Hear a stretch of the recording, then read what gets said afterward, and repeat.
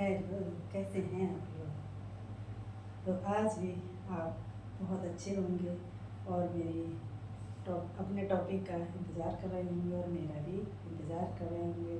तो मैं आप तिलोत्मा आपके लिए नमस्कार करती हूँ और बहुत बहुत धन्यवाद करती हूँ कि आप सब लोग मेरी वीडियो को बहुत अच्छे से देख रहे हो और लाइक शेयर भी कर रहे हो। तो मैं एक बात और कहना चाहूँगी, मुझे बहुत खुशी हो रही है कंचन जी, आपने कमेंट में लिख कर भेजा है कि मैम आप बहुत अच्छी हो। तो थैंक यू, मैं दिल से थैंक यू बोलती हूँ कि मुझे बहुत अच्छा लगा जो आपने मेरे लिए इतना सोचा। तो कंचन जी, आप भी कम अच्छे नहीं हो, बहुत अच्छे हो। ठीक है, देखने से ही व्यक्ति को का अच्छापन नहीं दिखता है, व्यक्ति का व्यक्तित्व देखने से ही सुंदर लगता है। जिस व्यक्ति का व्यवहार अच्छा हो, व्यवहार कुशल हो, वही व्यक्ति अच्छा और सुंदर होता है। तो चलिए चलते हैं अपने टॉपिक की तरफ। तो फिर मेरा अनुरोध है आप सब लोगों से, अगर किसी ने भी अगर आपने मेरे वीडियो को सब्सक्राइब नहीं किया है तो प्लीज़ सबसे पहले मेरी वीडियो को सब्सक्राइब कर लीजिए और लाइक शेयर कमेंट भी कर दीजिए। तो चलते हैं, हमारा एक टॉपिक है। टॉपिक आपके सामने है। क्या टॉपिक है? टॉपिक है स्वस्थ समुदाय किसे कहते हैं। तो अगर सब किसी को पता है तो मुझे बताने की कोशिश करें कमेंट में लिख के, और अगर नहीं पता है तो मैं आपको बताऊंगी। तो स्वस्थ समुदाय किसे कहते हैं, किसी को जानकारी है? नहीं। तो चलिए हम बताते हैं। स्वस्थ समुदाय उसे कहते हैं जिस समुदाय में रहने वाला हर व्यक्ति शारीरिक और मानसिक तौर से स्वस्थ होगा, वही हमारा समुदाय स्वस्थ होगा। ठीक है, तो हमारा समुदाय वही स्वस्थ होगा जहाँ की सभी चीज़ें स्वस्थ होंगी। तो हम चलते हैं। क्या आप जानते हैं कि अगर हमारे समुदाय में कुछ बच्चे कुपोषित हैं, जैसे लिखा है नंबर 1 कुपोषित, अगर हमारे समुदाय में बच्चे कुपोषित हैं तो क्या हमारा समुदाय स्वस्थ होगा या नहीं? नहीं होगा। तो ये अगर ये स्थिति है तो ये हमारा समुदाय स्वस्थ नहीं कहलाएगा। तो यहाँ पे क्या हमारी आशा बहन जी की कोई कमी है, जो कि यहाँ पे हमारे परिवार में, हमारे समुदाय में बच्चा कुपोषण की तरफ जा रहा है। क्यों जा रहा है? या तो उसका जैसी डिलीवरी हुई होगी उसने स्तनपान नहीं कराया होगा, या फिर 6 महीने के बाद उसको 6 महीने तक स्तनपान नहीं कराया होगा। अगर 6 महीने तक स्तनपान कराया होगा तो 6 महीने के बाद उसको पोषाहार नहीं दिया गया होगा, दिन में 4 बार उसको नहीं खिलाया गया होगा। ये हमारी जानकारी ये कौन देता है? हमारी आशा बहन जी। ठीक है, तो उसकी कुछ कमी रही होगी, इसकी वजह से हमारा समुदाय जो है, हमारे समुदाय में कुछ बच्चे कुपोषण की तरफ जा रहे हैं। तो ये हमारा समुदाय स्वस्थ नहीं कहलाएगा। कब कहलाएगा? जिस समुदाय में एक भी बच्चा कुपोषण की तरफ नहीं जा रहा है, सभी स्वस्थ हैं। चलिए, दूसरा पॉइंट है हमारा असुरक्षित पेयजल। क्या हमारा जो हम पीने वाला जल है वो दूषित पी रहे हैं? जहाँ नल है, नल के आसपास क्या है, बहुत सारी गंदगी है, पानी उसी के अंदर जा रहा है और जानवरों को नवा रहे हैं, कपड़े उसी में धुल रहे हैं, और वो पानी कहाँ जा रहा है? उसी के अंदर जा रहा है। या फिर दूर कहीं से पानी भर के लेके आ रहे हैं, और जब पानी पीने का यूज करते हैं तो क्या है, उसमें गिलास डाल देते हैं, हाथ भी डल जाता है। तो ये क्या है, हमारा पेयजल स्वस्थ नहीं होगा, तो हमारे अंदर बहुत सारी बीमारियां शुरू हो जाएंगी। तो पेयजल कैसा होना चाहिए? स्वस्थ होना चाहिए। जहाँ नल है वहाँ की साफ सफाई होनी चाहिए। पानी पीते हैं अगर घड़े में या किसी बर्तन में रखा है तो उसे लंबी टोटी वाले या डंडी वाले बर्तन से उसको प्रयोग करना चाहिए। पानी को हमेशा ढक के रखना चाहिए, तभी हमारा समुदाय स्वस्थ कहलाएगा। तीसरा है समुचित स्वच्छता की कमी। क्या स्वच्छता की कमी होगी तो क्या हमारा समुदाय स्वस्थ होगा? नहीं। क्यों नहीं होगा?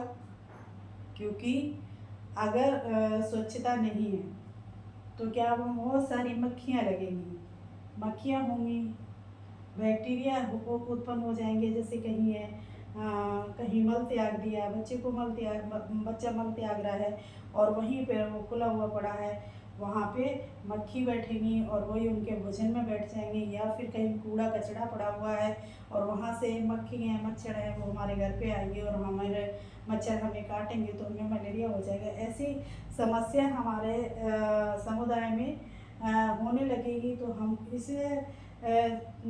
समुदाय के लिए स्वस्थ नहीं कहेंगे। तो स्वस्थ कब कहेंगे? जहाँ अगर समुदाय में कहीं गंदगी फैली है या फिर कहीं कूड़ा ऐसी जगह पड़ता है जो कि हमारे समुदाय के नज़दीक है, या फिर जहाँ कुछ मल ऐसी जगह त्यागते हैं जो कि हमारी बस्तियों के आसपास है और वो मल खुला हुआ रहता है, या फिर कहीं गड्ढा है वहाँ पानी भरा रहता है और उसमें मच्छर पनपते रहते हैं, या फिर कहीं नल है वहाँ पानी की लेते हैं और वहाँ का पूरा वातावरण गंदा है, तो वहाँ हम जो है स्वच्छ करेंगे।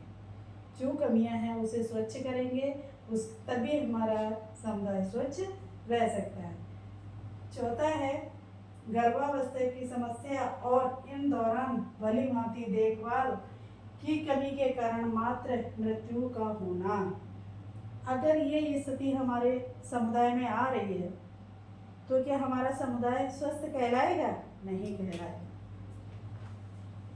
बिल्कुल नहीं कहलाएगा। क्यों? क्योंकि जब हम देखभाल कर ही नहीं पा रहे हैं, जो हमारी गर्भवती महिला है उसकी हम देखभाल नहीं कर पाएंगे, उसकी डिलीवरी स्वास्थ्य केंद्र में नहीं करवा पाएंगे, तो उसकी जांचें नहीं कर पाएंगे, तो इस दौरान हो सकता है उसका बच्चा उल्टा हुआ हो और क्या उल्टा हो, खून की कमी हो गई हो, तो उस कारण माता की मृत्यु हो जाती है। तो ये हमारा समुदाय स्वस्थ नहीं कहलाएगा। कहलाएगा कब? जब हम उसकी चारों जांचें करा लेंगे और सस्ता कर उसी की डिलीवरी कराएंगे, तभी हमारा जितनी भी महिलाएं हैं वो स्वस्थ रहें, माताएं हैं वो स्वस्थ रहें, तभी हमारा समुदाय स्वस्थ कहलाएगा। और पांचवा है हमारा, क्या है? शिशु मृत्यु का कारण बनने वाली निमोनिया, दस्त जैसी आम बीमारी। अगर हमारा बच्चा है, वो नवजात शिशु है या शिशु है, वो निमोनिया जैसी परेशानी से या दस्त जैसी समस्या से एक्सपायर हो जाता है या परेशान रहता है, तो ये हमारा समुदाय क्या स्वस्थ कहलाएगा? ये समुदाय स्वस्थ नहीं कहलाएगा। क्यों? क्योंकि अगर हम उसकी देखभाल करेंगे, बच्चे को नवजात शिशु को निमोनिया क्यों हुई? क्योंकि जब बच्चे को जब छोटा होता है, नवजात शिशु होता है, तो उसके लिए गर्माहट की अधिक ज़रूरत होती है। उसके लिए सर पर टोपी, पैर में मोजे और अच्छे से कपड़े पहना के रखा जाएगा और गंदगी उसके पास आने नहीं देंगे और उसे स्तनपान कराएंगे, माता का ही स्तनपान कराएंगे, अन्य दूध को ही नहीं देंगे। गाय भैंस का देने से तो उसके बच्चे के दस्त लग जाते हैं, क्योंकि उसके लिए स्वच्छता सही से नहीं अपना पाते हैं। तो ये हमारा समुदाय स्वस्थ नहीं कहलाएगा। यहाँ पे हम सिर्फ प्रॉपर शिशु के लिए माता का दूध पिलाने के ही लिए कहेंगे और बच्चे को कंबल में लपेटने के लिए और टोपी मोजा पहनाने के लिए कहेंगे, और कोई दस्त जैसी समस्या ना आए उसके लिए हम सिर्फ माता का ही दूध पिलाएंगे, तो हमारा समुदाय स्वस्थ होगा। संक्रमण रोग जैसे मलेरिया और टीबी, अगर हमारे समुदाय में संक्रमण रोग फैल रहे हैं तो क्या यह समुदाय स्वस्थ है? नहीं। हमारा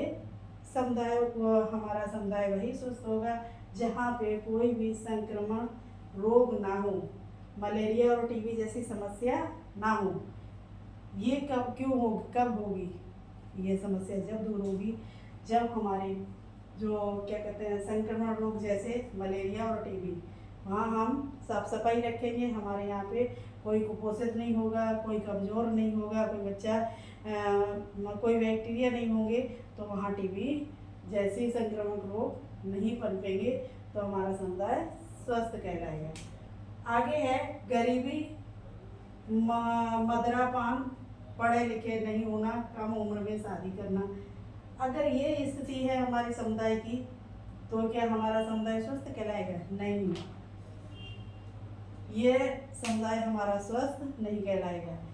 यहीं पे अगर हम अपने समुदाय को सुधारेंगे तो हमारे समुदाय में हर व्यक्ति पढ़ा लिखा होगा, तो वो क्या अपना काम भी अच्छे से करेगा, मजदूरी भी करेगा या कुछ पैसा कमाएगा, तो उसके पास पैसा होगा। मदिरापान, अगर वो पढ़ा लिखा होगा तो मदिरापान नहीं करेगा, ठीक है। कम उम्र में शादी भी नहीं होगी। जब जो व्यक्ति पढ़ा लिखा होगा तो वो अपने बच्चों को पढ़ाएगा, तो कम उम्र कितने शादी भी नहीं करेगा। तो अगर अगर हम अपने समुदाय को सुधारेंगे तो हमारा समुदाय स्वस्थ रहेगा। तो मैं जानती हूँ कि ये स्वस्थ समुदाय किसे कहते हैं, सबको जानकारी मिल गई है। तो आज का टॉपिक यहीं ख़त्म करते हैं, कल नया टॉपिक फिर लेके आएंगे। तब तक के लिए फिर हम आपसे एक बात कहते हैं कि अभी तक जिस किसी ने भी मेरे चैनल को सब्सक्राइब नहीं किया है तो प्लीज़ मेरे चैनल को सब्सक्राइब कर लें और लाइक शेयर कमेंट ज़रूर लिखें।